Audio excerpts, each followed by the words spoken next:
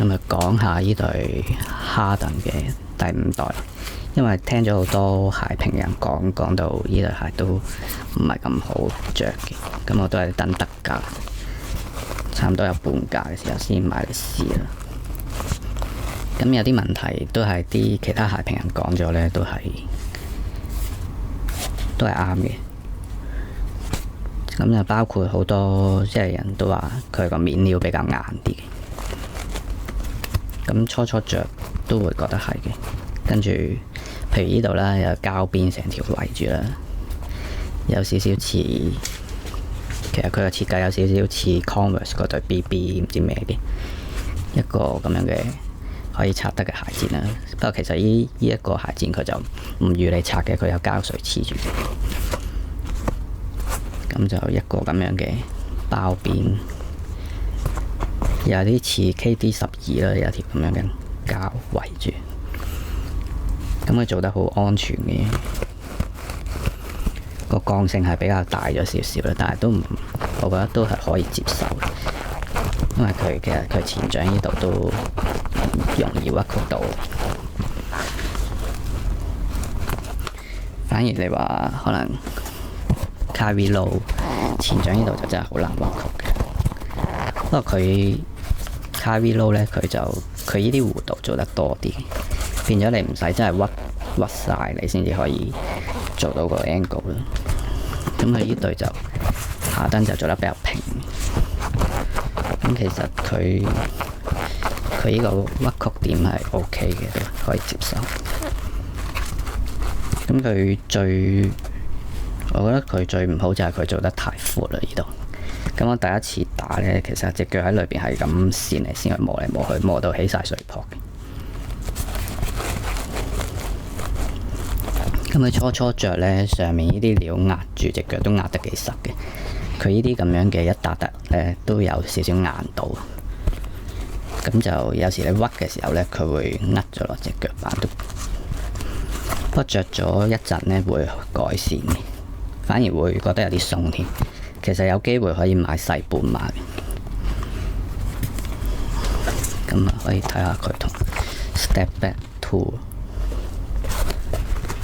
其實佢長度就一樣嘅，我自己睇過。不過佢 Step Back Two 反而呢一度窄啲，咁啊正代你見到呢度係太闊，所以隻腳會走位。或者下次我着去試呢，可能我就會試下將第一個鞋帶窿再夾緊啲。咁有啲人就話佢甩踭啊咁啦，呢啲枕頭唔係太貼腳啊，即係唔係太棘到。但係其實我自己覺得都 OK 嘅，甩踭個問題唔算話好嚴重，反而可能 Kyrie 低筒呢，第一次着可能仲覺得仲易甩踭啲添。咁佢呢個緩震呢個 Boost 加 Light Strike 嘅鞋墊都幾舒服嘅，初上腳嘅時候。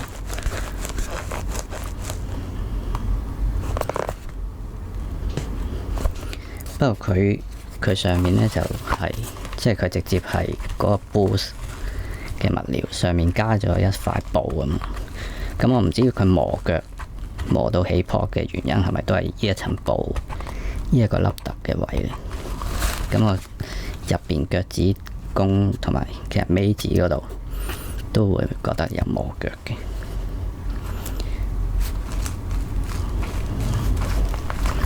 咁呢一個緩震我覺得就舒服過 Step Back Two 好多。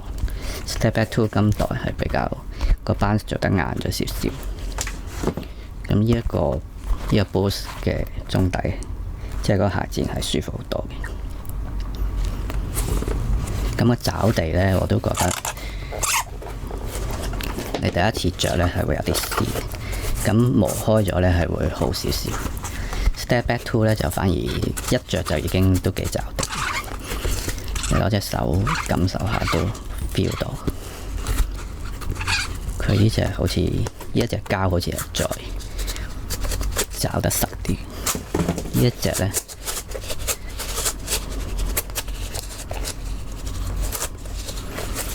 冇咁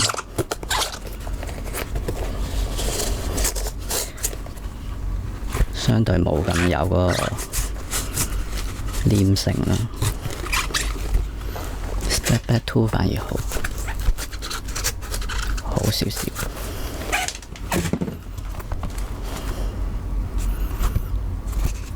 同埋呢對鞋就真係好重下嘅。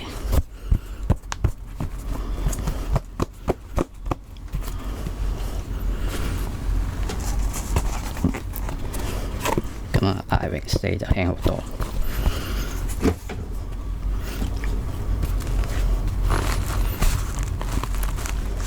咁啊，呢對鞋如果正價就真係唔建議你買㗎喇。咁特價都可以買嚟。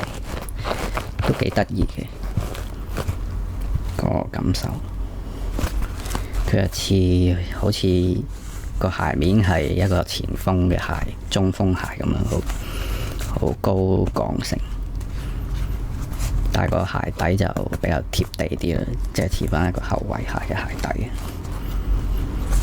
咁啊，鞋頭又好闊嘅，即係好似啲中鋒鞋咁樣，先至會做到咁闊。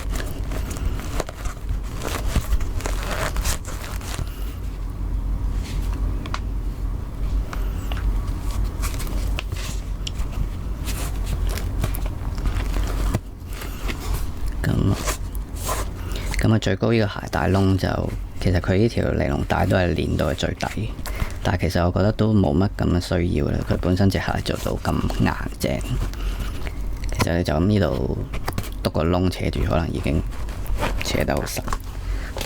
反而 Step back two 咧，就佢呢條尼龍帶就嚟到呢度嘅啫。咁啊，Step back two 就軟熟好多嘅成隻鞋，呢啲咁嘅物料都。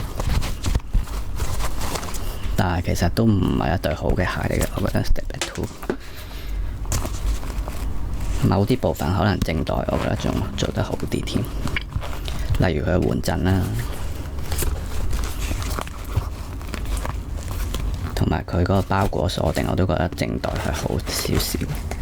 Step back two 咧，就呢啲料咧都會找唔實你隻腳咁夾唔實。有少少奇怪，今代嘅 Step back two， 咁當然正代都有佢奇怪嘅地方，就係呢一度做得太闊。